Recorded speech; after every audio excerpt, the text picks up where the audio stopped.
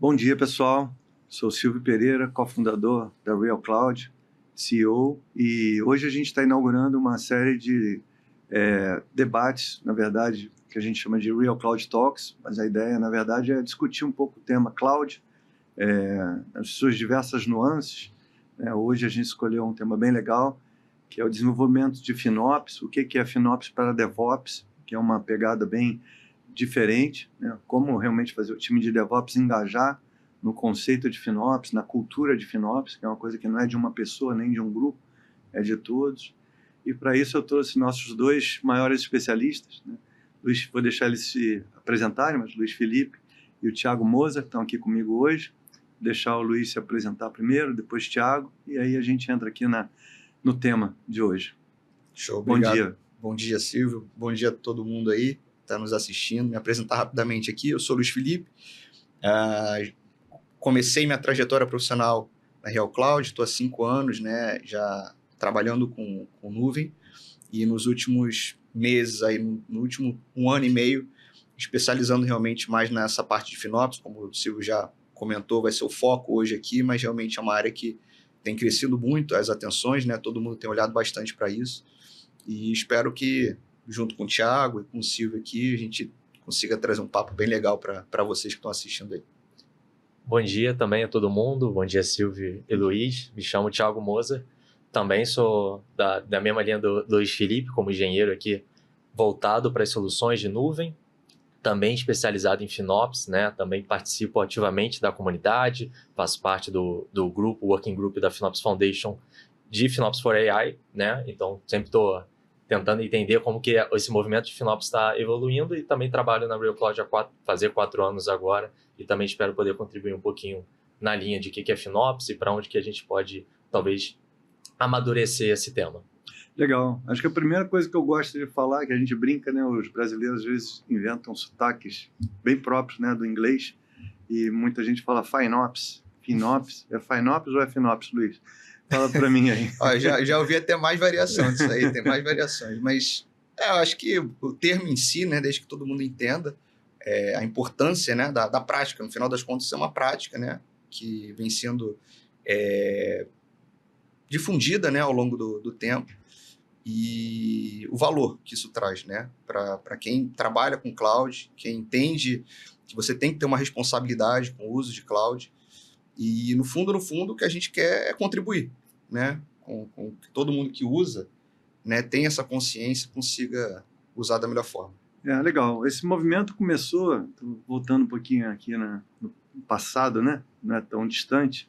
A gente, Real Cloud tem somente 9 anos, vai fazer 9 anos agora em maio, na verdade nem completou ainda, 9 anos incompleto, e a gente começou nessa pegada de gestão de custo, né, que é um desafio que nasceu junto com a nuvem, porque a nuvem, na verdade, trouxe esse consumo, pagamento pelo consumo, né, que é uma coisa que, em oposto ao que era antes, você pagava antes, pagava tudo antes, né, a tecnologia, e depois você ia consumindo ao longo dos anos. A nuvem deu essa possibilidade de, eu brinco, de um aluguel, né? Isso aqui é um aluguel que no começo era por mês, passou por hora, por minuto, por segundo, por microsegundo, por nanosegundo. A coisa foi evoluindo e a quantidade de serviços foi aumentando. Antes você alugava a máquina, passou a alugar container, você passou a alugar CPU, percentual de CPU, e a coisa foi sendo particionada cada vez menos, né? Desde a máquina virtual até a micro CPU lá, né? Ou micro nano CPU, né? Que é o conceito atual. Então os serviços foram se espalhando também, né? E foi ficando cada vez mais complexo de você seguir, desde o ponto de vista da aplicativo ou da aplicação, realmente qual é o consumo daquela aplicação de ponta a ponta, né? Porque ela também tem várias camadas, tem camada de aplicação, camada de apresentação, camada de banco de dados, camada de persistência, camada de rede, camada de segurança, são várias camadas, né? Que a gente pode desenhar numa aplicação, e é super difícil você preencher todos os custos agregados e depois particionar e dividir e acertar, né? Então hoje eu acho que o principal objetivo, né, da criação de uma organização chamada FinOps dentro da empresa é juntar realmente esses aspectos de alguém muito técnico, que conheça a tecnologia nas suas diversas camadas, para realmente poder seguir esse custo, traquear esse custo e ver se ele está caindo ao longo do tempo. Mas não o custo total somente, né, que é importante que caia, mas o custo total às vezes é tem um paradoxo, né? Se a empresa está crescendo, o custo total vai crescer naturalmente, né? Então, como é que você vai saber se o teu custo está sendo controlado corretamente? É o tal do custo unitário, né? Então, puxar esse assunto para falar, cara, como traquear esse custo unitário? Porque o custo unitário, sim, é a marca que minimamente você consegue dizer e associar ao produto, ou às vezes até a transação. Qual o custo da sua transação? Né? Que eu acho que o pessoal menos técnico vai fazer um pouco mais de sentido. Qual o custo de uma transação bancária? Qual o custo de uma transação de débito, de crédito? E todas as suas camadas de tecnologia por trás, né? E aí, Luiz, vou passar agora um pouquinho para o Thiago, para falar um pouco desse custo unitário. E aí, Thiago, correlacionando um pouco com o que você está fazendo também na Finops Foundation, pela comunidade, de desenhar esse controle desse custo unitário também para AI, né? Porque isso não vai ter mais uma camada, quer dizer, já tem mais uma camada, que é de inteligência artificial, agora com a inteligência artificial generativa por cima. E como controlar o custo unitário dessa inteligência artificial generativa? Quanto que custa a minha pergunta para o chat GPT? Quanto que custa a minha pergunta para o Gemini? Como que eu marco isso aí? Como que eu consigo rastrear isso? Eu acho que é excelente. Eu acho que principalmente quando a gente trata custo unitário de forma geral, a gente nem só olha para a parte de tecnologia, mas a gente também olha para a parte de negócio. Então, às vezes, se perguntar, acho que os times têm que se perguntar por que eles querem aquele custo unitário de transação e por que isso faz sentido para o negócio. Toda a tecnologia que você precisa entender, rastrear, para contabilizar no custo unitário é importante porque às vezes vai vir uma nova feature, por exemplo, AI vai ser embutido no seu cartão, no seu banco, ali no seu aplicativo de banco, e aquilo vai trazer algum benefício. Mas se você não consegue entender qual é o custo inicial e como que isso reflete para o negócio, você não sabe que a feature nova que você botou de GenAI, por exemplo, trouxe um benefício. Eu diria até que talvez de custo de IA, no geral, que as organizações sofrem, calcular o ROI, calcular quanto que isso tem impacto de verdade no negócio, aquela nova feature com AI traz, é um dos, eu diria, top 1 ali das dificuldades, porque existe todo um passo a passo que tem que ser muito bem mapeado e construído para que qualquer tecnologia que seja embutida na arquitetura seja mais um componente que você também vai precisar entender se é por token, se você vai rodar aquele modelo generativo em casa, se existem modelos generativos conversando, se você tem limitações de token por modelo, qual modelo que você está usando, se você está fazendo uma chamada para AWS, para Azure, para Google.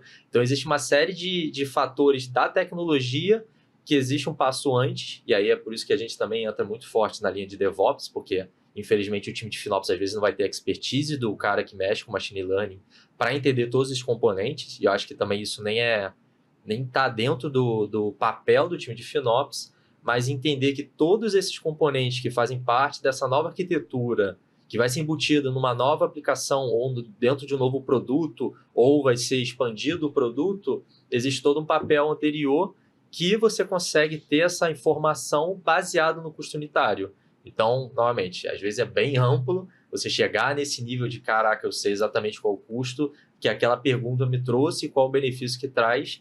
Mas como a tecnologia hoje está evoluindo, é muito importante, às vezes, as organizações darem um passo atrás e entender se, primeiro, ele já tem essa informação do produto, propriamente dito, para depois entender qual é o valor da IA generativa, por exemplo. Não, sem dúvida. E eu tô um pouco... A gente também está aprendendo, né, com esse negócio de IA generativa. Outro dia entrei no meu banco lá, posso até fazer propaganda, né, que é cliente, entrei no Nubank e fazer um Pix, pô. Aí eu falei, caramba, como é que qual é a conta do cara?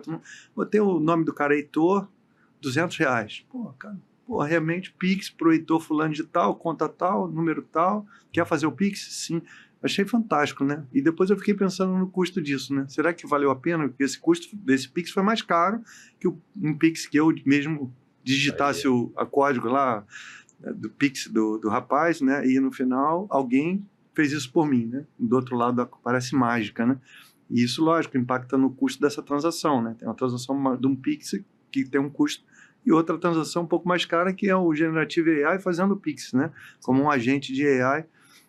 E aí eu queria fazer essa correlação um pouco desse custo unitário, né? Como traquear isso no dia a dia, como é difícil, né? Para o time de FinOps fazer isso. E especialmente se tiver que fazer isso de forma manual. Deixar essa pergunta para o Luiz. Como fazer isso de uma forma automática. Eu sei que tem muitas técnicas, né? Começa com o básico lá, que é você saber ter a visibilidade desse custo, mapear e marcar de quem é esse custo, né? Com tags, né? Que são ou dividindo subcontas, ou dividindo por projeto, dependendo da nuvem, nome subconta. Como que fazer isso quando isso permeia, às vezes, diversas camadas e, às vezes, diversas subcontas e, às vezes, diversas máquinas, né? Diversos serviços, diversas camadas de serviço.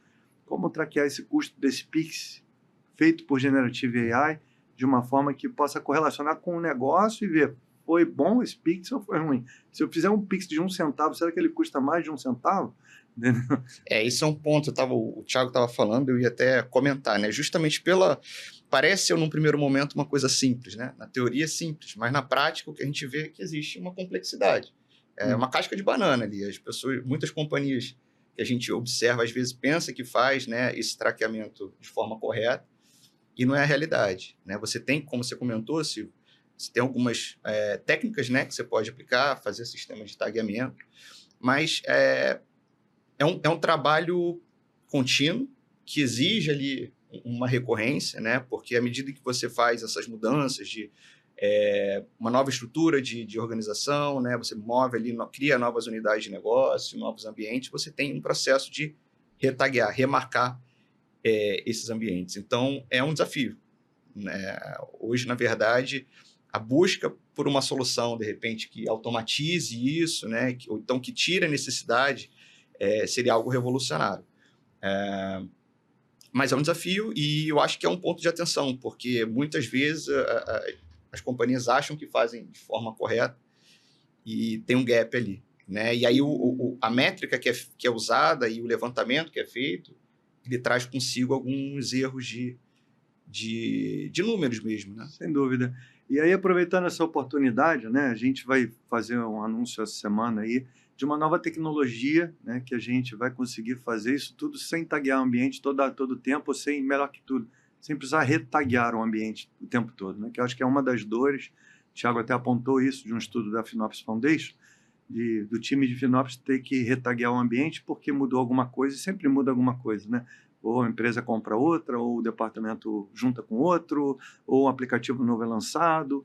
E como fazer isso sem retaguear o ambiente todo o tempo, né? Então, queria que o Thiago falasse um pouco mais aí dessa nova tecnologia que vai conseguir marcar esse custo unitário lá na origem, né? O que é a origem? É dentro da aplicação, dentro do workload, dentro da máquina virtual, dentro do container, dentro do pod de Kubernetes, e depois traquear isso em todas as camadas de serviço, segurança, software, consumo real daquele aplicativo, e como fazer isso sem taguear o ambiente todo o tempo. Boa. Eu acho que é sempre importante, antes eu posso explicar como fazer, né? Hoje em dia existem formas de fazer, mas explicar talvez o porquê você deveria fazer, né? Sim. Se a gente tem hoje um ambiente 100% tagueado, que é super complexo ter isso de forma madura, e aí você conseguiu ter custo unitário, você conseguiu ter o custo por transação, seja por planilhas, dashboard, todo o time está ajudando, muito provavelmente, para se manter, e aí você tem uma anomalia, você tem um novo recurso subindo sem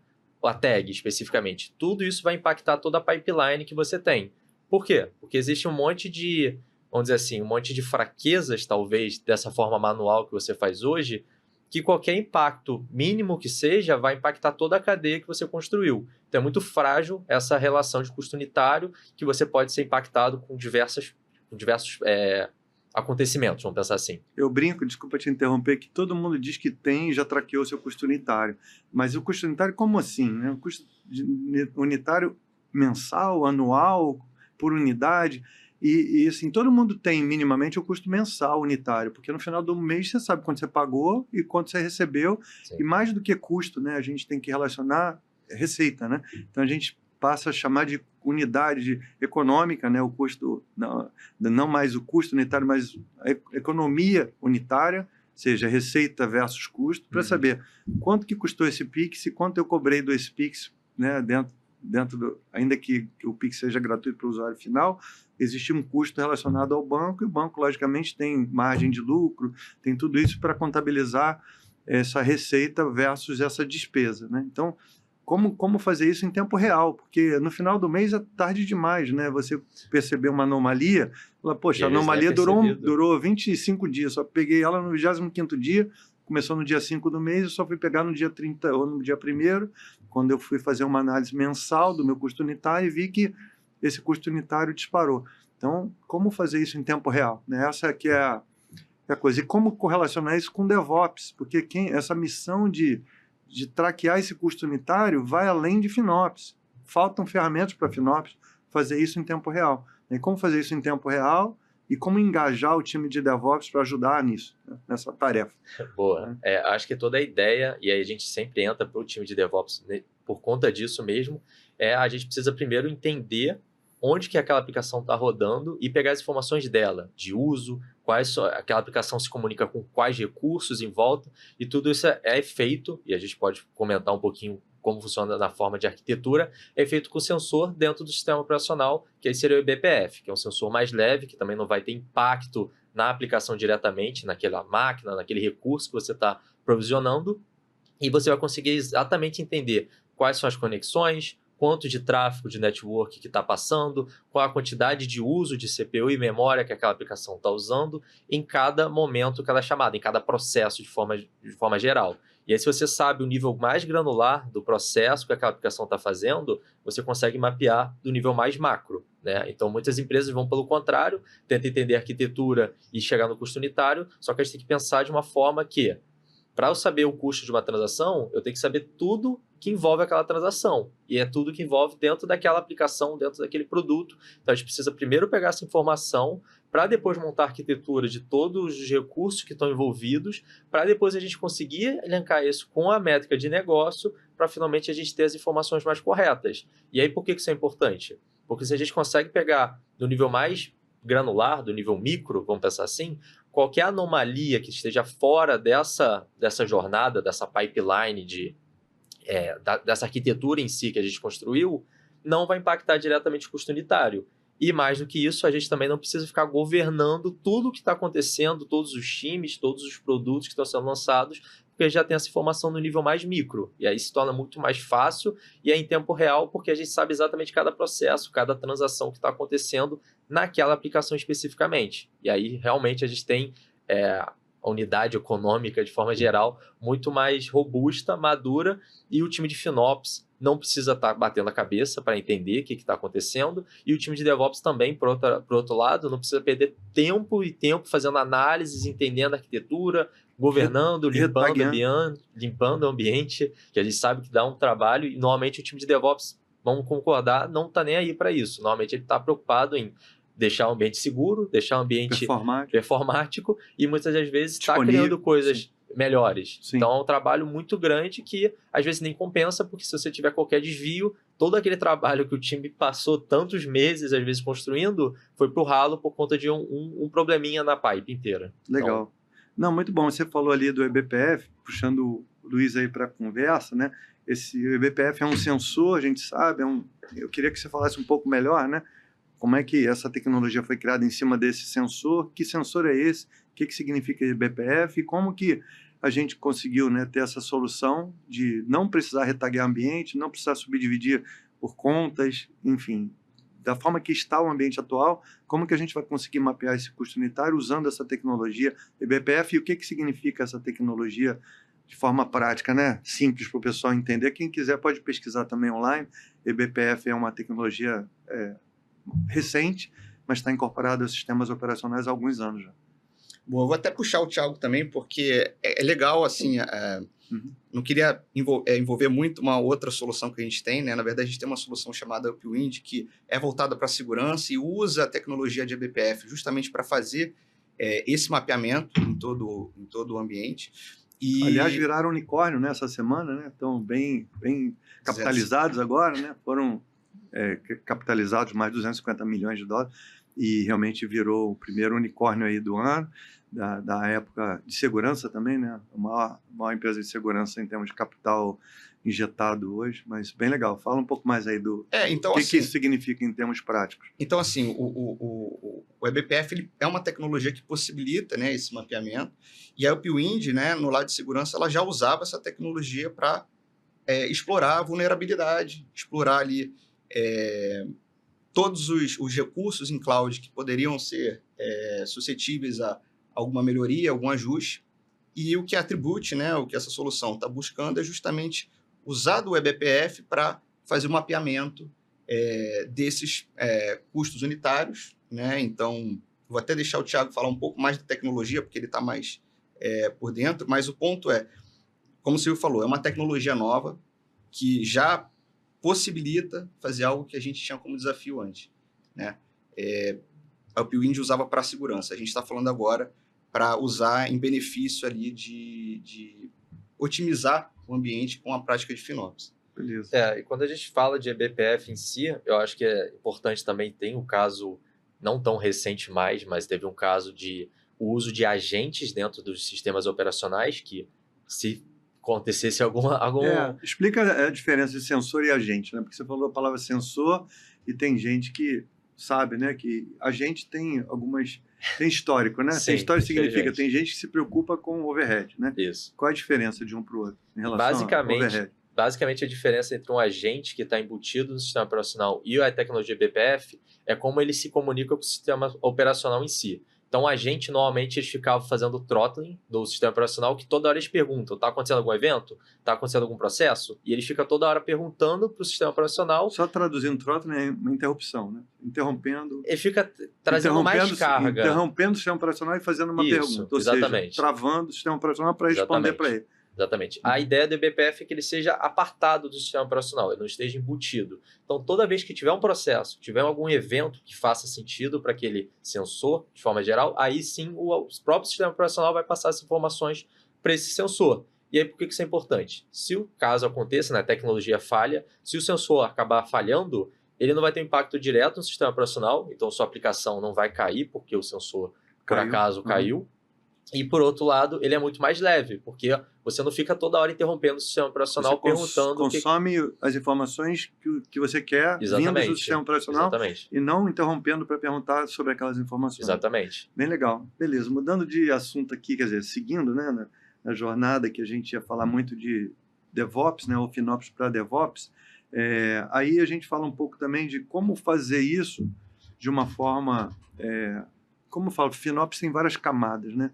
E a gente fala, o básico é realmente a gente ter a visibilidade, né? O que está acontecendo em relação a custo. Depois você vai adicionando camadas da operação, automação, ou seja, como fazer FinOps usando automação, né?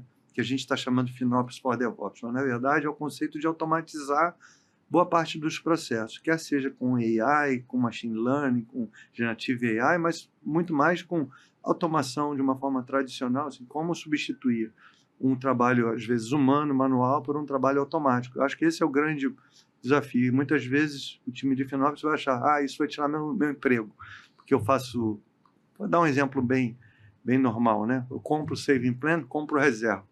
Poxa, se vou botar uma ferramenta para automatizar isso, vai tirar meu emprego? Como é que é isso em relação à visão de FinOps e como convencer o time de FinOps a evoluir para automação e se juntar ao time de DevOps para convencê-los a usar a automação em vários processos. Isso é um dos processos, mas, enfim, em dezenas de oportunidades de automação. Eu queria que eles falassem um pouco disso. Existe, sem dúvida nenhuma, existe essa resistência, né? Isso até, quando você fala justamente de uma solução que faz uma automação de uso de instâncias spot, gestão de reserva, geralmente o time de FinOps ele olha para um gerenciamento de plano de compromisso como atribuição do seu cargo, né? Só que o ponto isso é uma função totalmente rotineira, repetitiva, que demanda tempo e que esse tempo ele poderia estar usando para fazer funções ali que são mais refinadas e que tem uma importância muito maior para a empresa de fato, ele como FinOps, né? Como funcionário FinOps.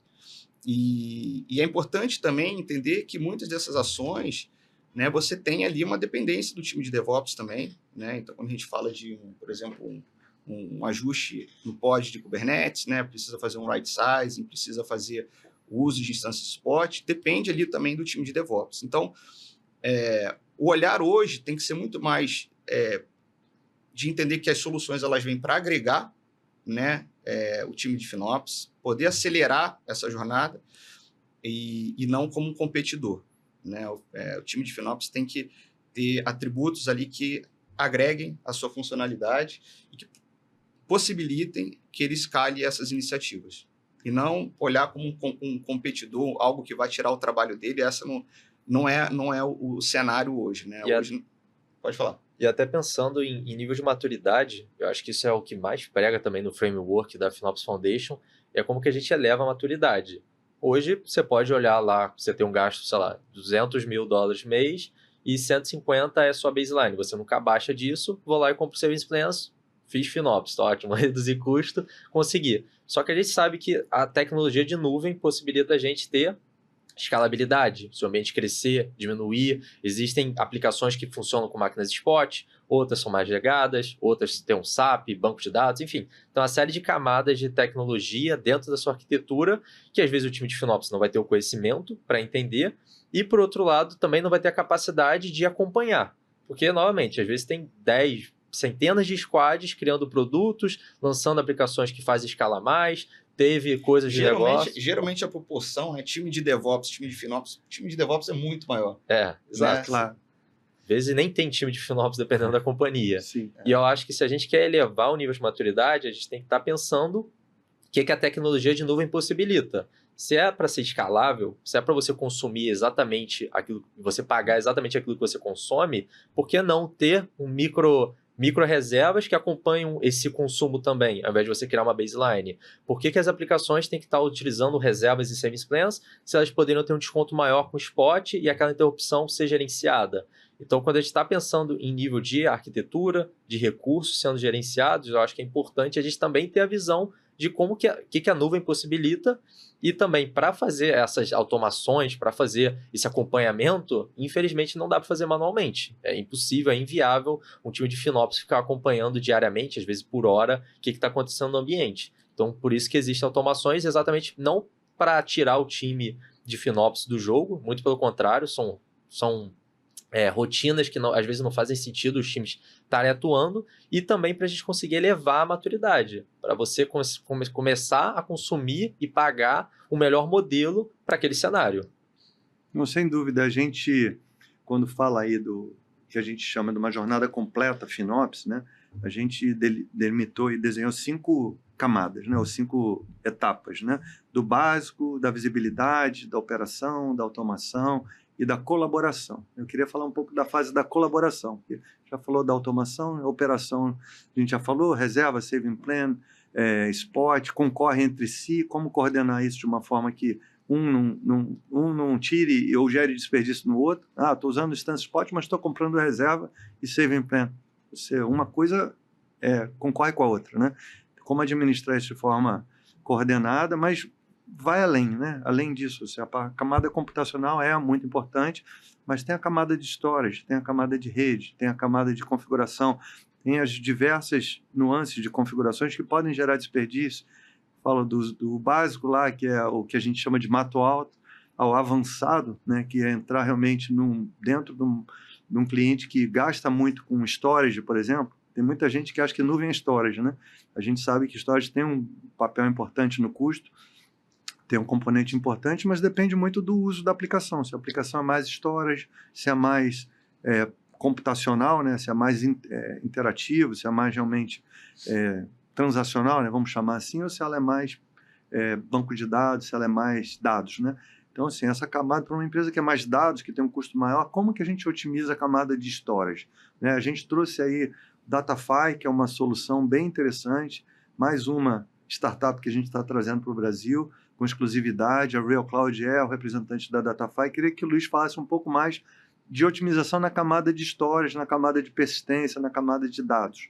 O que a Datafy faz de diferente nessa jornada FinOps avançada, né? Que a gente chama do 5º nível lá, na colaboração, né? Entrando em camadas mais profundas de gasto.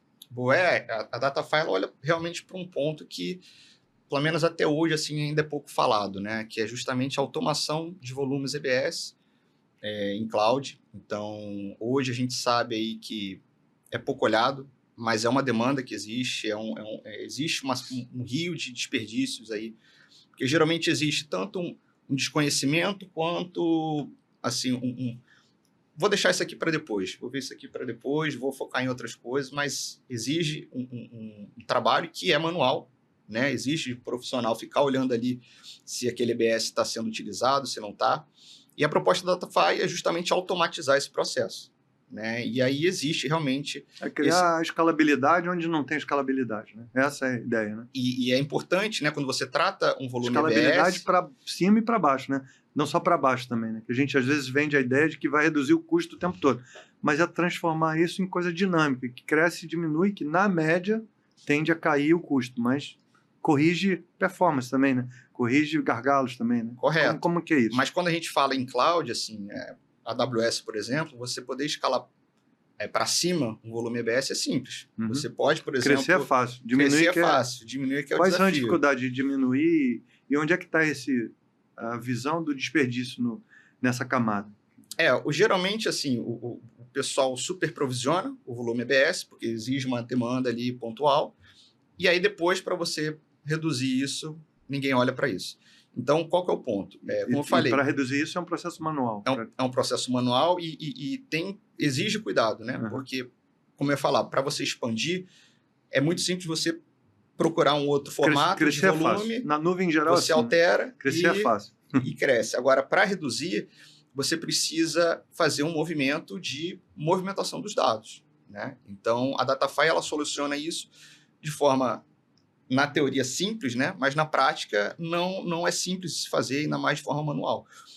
Ela lança um novo volume, que ela entende ali, por exemplo, bateu um volume muito baixo de uso para aquele volume que foi alocado, ele vai lançar um novo EBS, né, que tem uma capacidade menor, vai fazer toda a movimentação dos dados e uma vez que essa movimentação é concluída, ele encerra aquele volume original.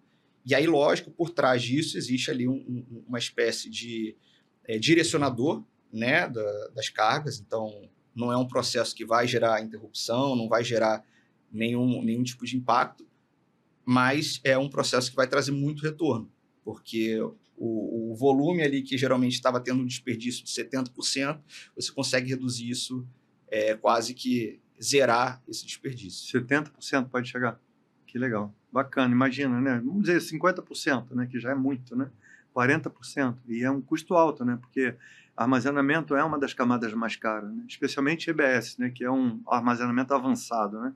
Onde o custo é ainda mais caro, porque tem throughput, tem performance, tem outras coisas envolvidas. Ele cuida de tudo esse aspecto, né? Principalmente performance, né? Ninguém quer colocar um ambiente em risco por custo, né? Acho que essa é uma das principais tarefas do time de DevOps, e FinOps também não quer colocar o ambiente em risco para reduzir custo. Né? Exatamente, o ponto... Como lidar com esse paradoxo, né? Se eu reduzo, posso bater num limite ali de performance, por exemplo, né? Em storage. Como o DataFi trata isso? Se quiser, eu posso até comentar, mas a ideia do Sim, por favor, deixa eu chamar o Thiago para o papo. Mas a própria ideia do DataFi nesse sentido é ela também analisar a parte de IOPS. Uhum. Então, ela vai saber, vamos pensar, se tem 100 gigas e vai diminuir para 30. Mas a DataFi sabe que em 1 segundo, em 1 minuto, ele conseguiria escrever mais 20 gigas. Então, ao invés de reduzir para 30, que é o uso, tem um buffer onde, no pior dos casos, você vai conseguir escrever a maior quantidade de dados baseado no IOPS dele. Então, vai ter um block storage que vai conseguir escrever mais, vai ter outros que vão conseguir escrever menos, mas a DataFi está levando isso em consideração. Então, em linha de performance, mesmo diminuindo o tamanho daquele volume, de forma geral, a gente está garantindo que, no pior dos casos, no máximo de utilização, no máximo de escrita naquele volume, a gente vai ter espaço disponível. E aí, se precisar crescer, que nem o Luiz falou, até mudou recentemente e hoje a AWS você consegue crescer em 24 horas 6 vezes o seu volume. Então, é muito difícil você não ter essa camada de volume adicional. Dito isso, ela também vai estar levando em consideração, seja isso verticalmente ou horizontalmente, tendo que atachar mais volumes e fazer essa dinâmica de apontamento para qual volume que aquela aplicação vai escrever de forma geral. E, novamente, quando a gente está falando de FinOps, a gente está falando de técnicas que times de DevOps vão ter que estar utilizando no seu dia a dia, que é uma camada totalmente voltada para a tecnologia, mas que o impacto vai ser diretamente na redução de custo, ou pelo menos na linha de você vai estar pagando pelo que você está usando, sendo que em Block Storage você paga pelo que você aloca. E se você alocar muito e não utilizar, você vai estar pagando mais do que necessário. Né? Legal. Você falou horizontal, escalabilidade horizontal, escalabilidade vertical, e eu lembrei do right sizing automático, né? Que é outra camada de otimização que a gente faz, né? E eu queria falar que aproveitar o Thiago, já que você tocou no assunto, como é que a gente pode otimizar também a camada de Kubernetes, né? Que é outro desafio. O Kubernetes juntou containers em pods, juntou pods em máquinas virtuais, juntou isso em clusters de máquinas virtuais e no final mistura várias camadas ali de aplicação dentro do mesmo cluster. E aí como separar custos, a gente já falou lá atrás, mas como administrar desperdícios potenciais, que às vezes nem aparece claramente como desperdício, porque se um desenvolvedor pede 4 CPUs e 4 GB de memória, a gente vai entregar o que ele precisa. Agora, como realmente monitorar se ele está usando e a hora que ele precisa devolver o que ele precisa e a hora que ele não precisa tirar aquilo para realmente criar, né, uma camada de otimização ali, usando técnicas de right sizing automático. Né? Eu brinco que eu sou da época que eu fazia sizing com 3, 4 anos de projeção para frente, às vezes 5 anos, né, do momento de pico. Né? E a gente vendia capacidade ociosa para chegar nesse momento não faltar máquina. Né? Então, hoje, as coisas são super dinâmicas no microsegundo, no nanosegundo. Como reagir, diminuir e aumentar essa capacidade e respeitar ao mesmo tempo o que está sendo demandado pelo desenvolvedor e respeitar, na verdade, o que está sendo consumido pela aplicação, que esse é o grande barato. Como fazer isso de forma automática, né? Como automatizar isso? Não, eu acho excelente. Eu acho que talvez hoje, o que a gente mais vê, principalmente com as empresas indo para a linha de Kubernetes, indo para a linha de microserviços, containers, que é o caminho, vamos dizer assim, mais adequado hoje em dia pela tecnologia, que vai permitir maior capacidade de escalonamento, no final do dia é isso, só que a gente está introduzindo cada vez mais camadas granulares. Então, se antes existia uma máquina, um hardware, que você tem que provisionar porque você não tem escolha de escalabilidade, hoje, basicamente, Kubernetes você consegue criar uma aplicação que escala em diferentes máquinas e você não precisa cuidar disso, né? O Kubernetes vai estar schedulando a cada aplicação para a melhor máquina, dependendo de como que está. Mas se sua aplicação estiver mal configurada, ou o desenvolvedor, que muitas vezes vai usar um template, ou vai ser o chutômetro, né? Ele acha que a aplicação acontece bastante. vai... eu tô falando coisa que a gente vê. Não tô falando... efeito cagaço. Na dúvida, chuta para cima. É melhor deixar para cima que pelo menos não vai cair. Só que isso vai introduzindo cada vez mais camadas de desperdício. Se hoje a gente tinha uma aplicação que rodava numa máquina e hoje a gente tem milhares de aplicações rodando na mesma máquina, ou diversas máquinas, se cada uma tiver um pouquinho de desperdício, a gente está falando de desperdício horizontal para todos os lados. E aí existe a vontade de fazer right sizing. Ou seja, vamos corrigir o tamanho de cada aplicação baseado no uso, que é o momento correto. Só que existe um porém. E tem empresas que fazem isso manual, ou pelo menos tentam, né? Então, vamos todo mês parar o time de desenvolvimento e vamos falar, gente, vocês botaram 100% e estão usando só 30%, todo mundo vai lá e ajusta o manifesto, roda a pipeline, joga, vai ter aplicação que vai quebrar, enfim. E aí fica todo esse trabalho todo o tempo e também Kubernetes gera o dinamismo, ou seja, as aplicações são muito mais fáceis de você atualizar, lançar novas versões. Então é um processo dantesco, né? Vai ficar nesse processo de enxugando gelo para sempre. E não vale a pena no final do dia. Então a ideia principal de você fazer esse ajuste dinâmico é, primeiro, você tira o trabalho dos times de terem que fazer isso. A forma dinâmica, você vai estar tratando com os dados naquele momento, ou seja, se uma aplicação está sendo pouco usada no final de semana e no dia de semana ela é usada mais vezes, isso tudo vai estar sendo contabilizado no tamanho daquele pod. E principalmente o pior dos casos, que é, e se você faz ajuste e dá problema? Como que você entende aquilo naquele momento e ajusta também? Pô, você não quer que a sua aplicação de produção pare na segunda-feira, meio-dia, porque você precisava dela e o cliente vai ficar, né, vai causar todo um estresse. Então também exige você ter automação para identificar se vai precisar, entender o contexto de onde é que ele pode estar, se existe máquinas disponíveis com tamanhos maiores que permitem essa alocação e fazer essa mudança também em tempo real, que no final do dia é isso que vai trazer o conforto para você estar confiante que aquele right size, aquele movimento de diminuição ou aumento, se necessário, seja baseado no uso no tempo real, vamos dizer assim, né? E é isso que é toda a dificuldade de fazer right size, eu diria. E um ponto, assim, mesma coisa que eu falei para o Datify, né? A gente falando parece muito simples, né? Mas existem desafios por detrás, quando você automatiza, você precisa entender que tipo de aplicação você está automatizando, né? Se é um ambiente mais crítico, um ambiente, de repente, menos crítico.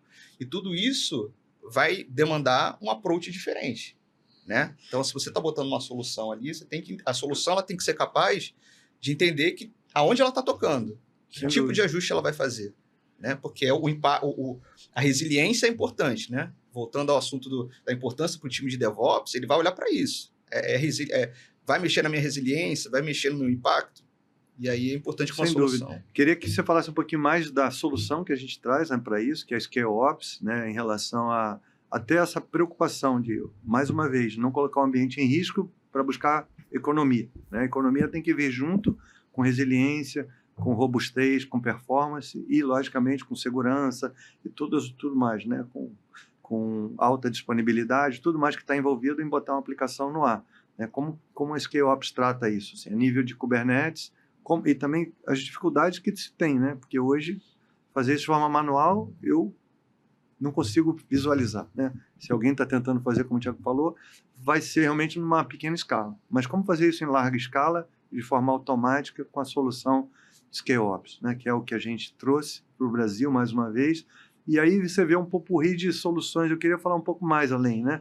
Das soluções que a gente está trazendo, que vão bem fundo em certas camadas, né? Então, assim, como que a ScaleOps faz isso na camada de Kubernetes? E eu queria introduzir a próxima camada, que é a camada de configuração e reconfigurações, também visando a economia, às vezes com pequenos custos agregados em milhares de lugares, podem gerar milhares de dólares de economia, com uma outra solução, que é a Point 5. Então, fazer essa transição, Luiz, da ScaleOps de Kubernetes para Point 5 que a gente chama de Deep Waste, né? Eu não gosto de usar termos em inglês, mas às vezes a tradução é difícil, mas enfim, profundo desperdício. Como detectar esse profundo desperdício, especialmente quando ele permeia várias camadas e está correlacionado com ações que algum indivíduo escolheu, alguma configuração, com a melhor das boas intenções, mas que isso gerou um custo adicional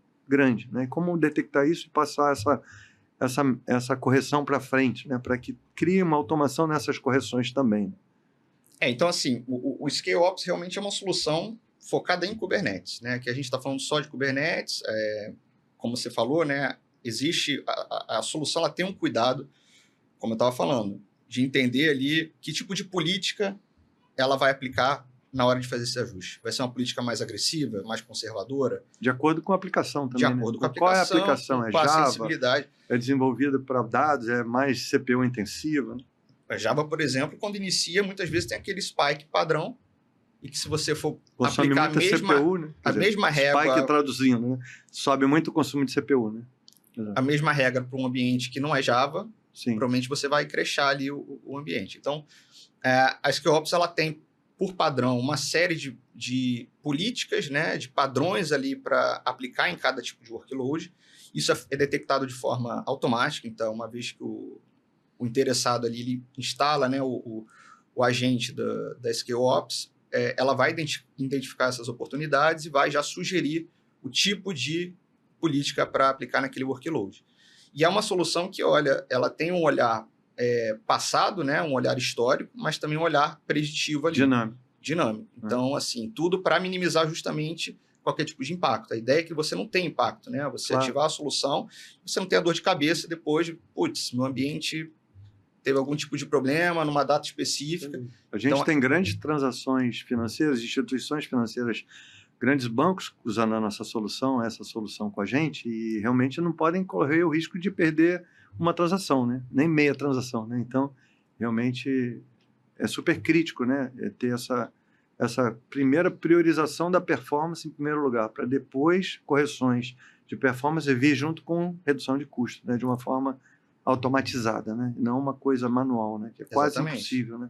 Para uma larga escala tentar fazer isso de de forma manual, né? Diria que é impossível, não tem como, né? E eu diria até que os maiores interlocutores que talvez trazem e gostam da SkillOps não é o time de FinOps, porque às vezes não tem nada a ver com o time de FinOps necessariamente. É uma mas ferramenta para DevOps, né? Vamos entrar nesse exatamente. tema. DevOps, como eu falei, a gente está falando de FinOps, mas DevOps é quem está botando a mão na massa para fazer essas automações. É quem está garantindo que está funcionando a aplicação. Em outras palavras, se o time de DevOps não tiver no jogo, se não tiver envolvido, não tiver engajado, nada vai acontecer, né? O time de FinOps não tem nem autorização, muitas vezes, para mexer, né? Às vezes pode até ter conhecimento, mas não tem autorização porque cada um tem a sua responsabilidade na organização, né? E aí, falando um pouco mais além, voltando aqui para... chegando nessas configurações, né, e levando para o lado da Point5, que é outra solução, como que a gente consegue fazer isso de forma automatizada, detectar problemas de configuração e aí realmente usar uma ferramenta para mapear isso, né? O que a Point5 faz diferente? Eu acho que a Point5, se eu puder assim, resumir, ela interliga de todas as soluções, né, que a gente tem hoje no portfólio, é a que interliga melhor. É justamente por isso que está na fase já mais avançada, né, que interliga o time de FinOps e o time de DevOps, né? Ela faz ali, ela tem um papel não só de identificar todas essas oportunidades, que muitas vezes são oportunidades pequenas, que quando você bota ali no pacote, dá um volume muito alto, né, de desperdício, enfim. Mas ela vai muito além, né, do que somente identificar a oportunidade. Ela faz um levantamento do porquê aquelas oportunidades foram sinalizadas, né? Ela dá um contexto para quê? Para o time de FinOps poder, junto com o time de DevOps, né? Então, assim, o FinOps vai repassar essa oportunidade para o time de DevOps avaliar e falar, opa, isso aqui faz sentido. E tudo isso é traqueado. Então, uma vez que uma oportunidade ela é identificada, ela é encaminhada para uma unidade de negócio, um time de engenharia, por exemplo, tudo isso é traqueado por dentro da solução. E, no final das contas, isso vai o quê? Acelerar todo o trabalho do FinOps, né? Que antes, muitas vezes, vamos dizer, perdia um pouco da autonomia porque chegava, batia na porta do time de DevOps, estou tendo muito desperdício de logs de CloudWatch, preciso que reduza. Tá, mas por que eu preciso reduzir? Né? Então, faltava ali um contexto e a Point5 ela ajuda nesse sentido. Não, legal. E eu vou chamando o Thiago, porque a gente tem um grande cliente aqui no Brasil e tem, aliás, vários clientes, mas um que criou, que a gente chama de uma campanha, né, para o time de DevOps se engajar. Conta um pouquinho dessa experiência que o Thiago ajudou aí a montar, né, usando a ferramenta Point5, mapear as ações, quem é o dono da ação e realmente dizer o que ele tem que fazer, quanto que aquilo resulta de economia e abrir ticket e seguir isso de uma forma automatizada, não necessariamente juntando, né, como pode parecer que o time tem que se reunir para convencer outro time, né? Como é que isso aconteceu num grande cliente aqui no Brasil, que o Thiago, a gente acabou premiando, né, os líderes que realmente trouxeram mais economia, mas de uma forma automática, não foi uma coisa assim, precisou ter várias reuniões para que acontecesse isso, não foi uma coisa quase que intrínseca, uma coisa que fluiu, uma coisa que foi automatizada e uma coisa que não precisou de reuniões entre times para que acontecesse, né? Boa, eu acho que vale a pena dar o contexto também, que eu acho que ela resolve dois problemas que a gente tem. Primeiro, que se o time de DevOps está engajado com o FinOps, o que ele pode fazer para ajudar? O que ele pode fazer para ser mais eficiente?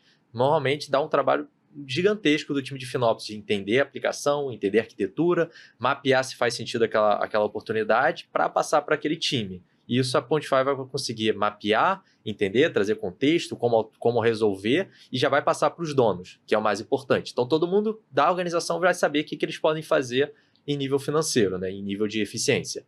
E do outro lado, como você bem disse, se a gente sabe o que cada time pode trazer de impacto, a gente consegue entender o que cada time fez e trouxe de impacto.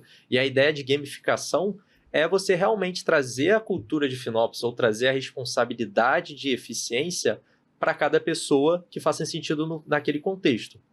Então, explicando um pouquinho como funcionou a gamificação, a gente estava olhando lá nível de esforço. Então, às vezes uma oportunidade é você apagar um EBS que estava desatachado. Que ninguém está usando. Às vezes é você fazer um redirecionamento da sua camada de rede para passar numa instância ao invés de passar no Net Gateway, porque aquela aplicação é uma aplicação de desenvolvimento e você vai salvar $17 mil só fazendo essa ação. Então, existe um esforço gigantesco, às vezes, de um time de rede todo fazer esse mapeamento. Então, vamos mapear quem são os interlocutores que fizeram as oportunidades mais difíceis, quem foram os interlocutores que fizeram mais oportunidades, quanto de impacto isso financeiro trouxe. Então, existe uma série de camadas que a gente pode premiar, né, para a gente ser justo com os times que estão envolvidos, e que nem o Silvio falou, para a gente chegar nesse nível, não é preciso você ficar toda semana batendo na porta e perguntando, pô, você fez essa oportunidade, você resolveu, você trouxe essa eficiência? Não, a gente fez só um chamado para o time de DevOps, para o time de engenharia, e falando, ó, até essa data limite, todas essas oportunidades, todas essas ações vão ser traqueadas, e quem for as pessoas mais envolvidas que vão trazer, vão fazer as ações de forma geral, né? Voltando para o time de engenharia, mais ações, mais resultados, quem vai ter a coragem de tentar fazer algo mais complexo, tudo isso vai ser identificado, e no final do dia a gente foi e premiou essas pessoas. Então, eu acho que é um momento em que tanto a diretoria quanto o time de engenharia podem também estar observando que, cara, tá todo mundo indo para o mesmo barco, tá todo mundo preocupado que a empresa está sendo mais eficiente e que os recursos que estão sendo gastos para manter a organização funcionando estão sendo vistos e estão sendo melhorados no final do dia, só que voltando, ao invés de talvez para alta disponibilidade, segurança, para a parte de eficiência de custo, que aí entra realmente o coração de FinOps, onde está todo mundo colaborando pelo mesmo resultado, que é ser mais eficiente na nuvem, ou dentro das tecnologias que vão estar utilizando. Sem dúvida. E aí, só para a gente dar um gancho final aqui, a gente tem uma outra solução, e aí falando de colaboração, estendendo a extensão do FinOps para fora da nuvem e para o lado de on-prem, né? Onde a gente tem aí um desafio também de controlar custos de TI de uma forma geral. E isso é uma tarefa que cada vez mais o time de FinOps vai incorporar, né? As empresas não estão só de um lado, muitas empresas têm consumo ainda on-prem, muitos estão migrando, muitos vão manter um ambiente híbrido, multi-cloud, que é outra tarefa bem difícil, muitas clouds crescendo, né? Oracle, Google, Azure desafiando o líder que é a AWS, outras, né, vindo, novos incumbentes surgindo, e o desafio de ser não só multi-cloud, mas também misturar custos de on-prem com cloud. E aí a gente tem também visto, né, o desenvolvimento de vários softwares como licença tradicional, convertendo em software como serviço, o famoso SaaS, né? Como controlar esse gestão de licença, de ativos, de hardware, junto com o FinOps, e que eu acho que é uma tarefa que a Flexera faz muito bem, que é nosso parceiro, onde a gente tem realmente um mix de FinOps, onde eles adquiriram o portfólio da Spot, né, famoso, o Spot.io, o Spot Inst, né, que hoje faz parte do grupo Flexera, com a solução Ocean, com a solução Echo. Recentemente adquiriram mais 2 empresas, o ProsperOps, que vai se juntar ao Echo, e a gente já sabe, e com a gestão de reserva e saving plan automatizado, e indo além, indo também para o lado de storage, para o lado de eficiência em banco de dados, com Databricks, com otimização de Spark e Snow. Então a gente vai ver, Snowflake, então a gente vai ver aí um avanço para o lado de outras tecnologias, né? Como realmente conciliar isso e o que o portfólio da Flexera traz para juntar a FinOps com ITAM, né, que é o IT Asset Management, nesse futuro que a gente chama de colaboração entre FinOps e ITAM. E aí eu queria que o Luiz endereçasse isso aí como nosso último tema. No final das contas, né, a gente costuma muito falar, né, a FinOps, ela até 2 anos atrás se focava muito em cloud, né, e isso realmente está expandindo. Agora a gente está falando de ambientes on-premise, por exemplo. E a Flexera, ela tem ali realmente parte do portfólio que se dedica a essa parte que foge de cloud. E os assets, né, toda a parte ali de licença, ela geralmente também é uma área que, eventualmente, não necessariamente é o time de FinOps que olha, né, mas que existe... Ainda não, né? Mas em breve será. Ainda não, mas já existe, né? Muitas empresas já estão olhando para isso e estão conjugando os 2 times num único time, né? Estão entendendo a importância, né? Porque também é uma área que tem muito desperdício, né? Quando a gente fala de licença, são diversas empresas que têm em algum momento ali uma expansão de contratos, né? De licenças, e que às vezes a pessoa que estava envolvida nessa contratação sai da empresa, entra outro time, não sabe nem que aquelas licenças existem. Então, você tem tipos de licenças que não são usadas, que são contratadas e não são usadas. Tem situações em que os funcionários de uma empresa usam licenças que não estão sendo contabilizadas. Então, tudo isso gera também um desperdício, e a solução da Flexera ela ajuda a mapear todas essas licenças que não estão sendo mapeadas. E para isso, o quê? Você ter um plano de ação de reduzir a quantidade de licenças, enfim, te dá visibilidade e atuar em cima desse tipo de problema, que também hoje é um gap aí nas empresas. Você viu que a gente falou aqui de diversas camadas, né? E acho que tem assunto aqui para mais de 1 hora. Estamos chegando aqui no final, mas eu queria fazer um fechamento aqui, né? Contando um pouquinho, né? De como também se colocar na cadeira, ou como se fala, nos sapatos desse cliente nosso que tem essa missão, né? De cuidar de FinOps, e como é difícil, né? Aprofundar nisso em várias, como eu disse, em várias camadas de otimização, e muitas vezes o executivo lá em cima acha que FinOps é um conjunto de relatórios no final do mês, né? Que dividem custos, né? Que a gente chama de chargeback, showback, divisão mesmo de alocação de custo. É uma das coisas que FinOps faz, mas não é só isso, né? Não é só detectar anomalias, não é só reportar corretamente os custos ou dividir corretamente os custos, que já é uma tarefa por si só difícil, para esse mundo que mistura múltiplas clouds, que mistura múltiplas on-prem com cloud, que mistura as múltiplas camadas, né, de serviços, onde normalmente os serviços são multicamadas e multi-cloud. Então é bem complexo, às vezes multifornecedor, então é bem complexo, né, de dividir isso corretamente, mas que vai além, né, que vai aprofundando na tecnologia, que vai nas camadas de banco, na camada de Kubernetes, na camada de serviços mesmo, né, avançados, como Kubernetes como serviço, e tudo isso faz com que seja bem complexo essa tarefa, e uma jornada que não é uma jornada de um homem só, né, e nem uma jornada de um time só. Então, acho que o grande ensinamento que a gente está percebendo é que o time de FinOps está precisando de ajuda, né? A Real Cloud é uma implementadora certificada pela FinOps Foundation, temos certificações avançadas em AWS, que a AWS chama de Cloud Financial Management, que é o equivalente à FinOps, que é a gestão financeira da cloud, né? E como que a gente pode usar a nossa expertise a favor do nosso cliente, né? A gente falou de diversas soluções aqui, relembrando aqui, falamos da Attribute, que é a nossa nova parceria para fazer FinOps sem precisar taguear, de forma automática, buscando esse custo econômico, ou a economia unitária da nuvem, para você realmente chegar no custo unitário a nível de transação em tempo real, chegando em Datafy, na camada de storage, onde a gente otimiza 50%, 40%, 60%, pode chegar a 70%, o Luiz falou, dependendo do caso de otimização de desperdícios, né, que é uma grande tarefa de FinOps, mapear desperdícios e eliminar, né, desperdícios, chegando no portfólio da ScaleOps, com right sizing automático de Kubernetes, passando pelos que a gente chama configurações avançadas, né, que a gente fez a gamificação com a Point5, indo para um portfólio mais avançado com a Flexera, que cobre múltiplas camadas, né?